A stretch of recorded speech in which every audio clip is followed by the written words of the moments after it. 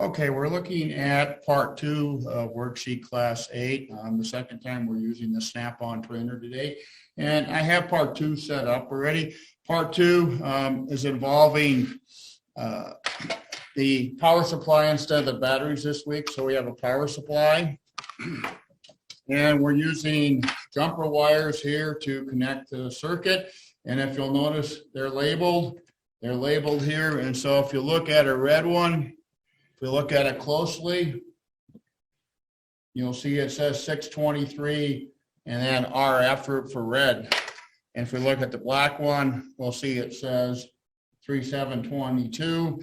And so it's critical you put these in the correct places and get everything hooked up. I'm going to turn the supply on and make sure that I check my voltage and talk about that a little bit. So with the switch on here, and the switch off on my circuit, then I'm going to measure my voltage here, and my voltage is 13.9 roughly.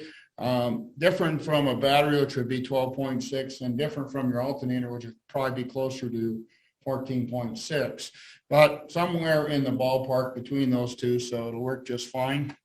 Next thing we're going to do then is turn this on, and when we turn this on using the switch, the lights come on.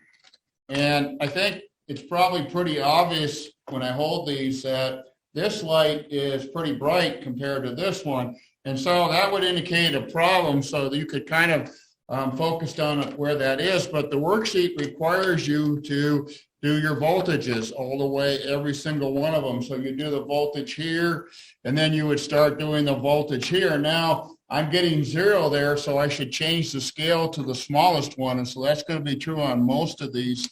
I'm going to go to 200. And so on that particular scale, you'll be measuring 15.7 or 16 millivolts is just fine. And you're just going to keep working through here on each of these jumpers and writing down an appropriate blank the number you get. And so that's the first part, and then you're asked to identify the problem.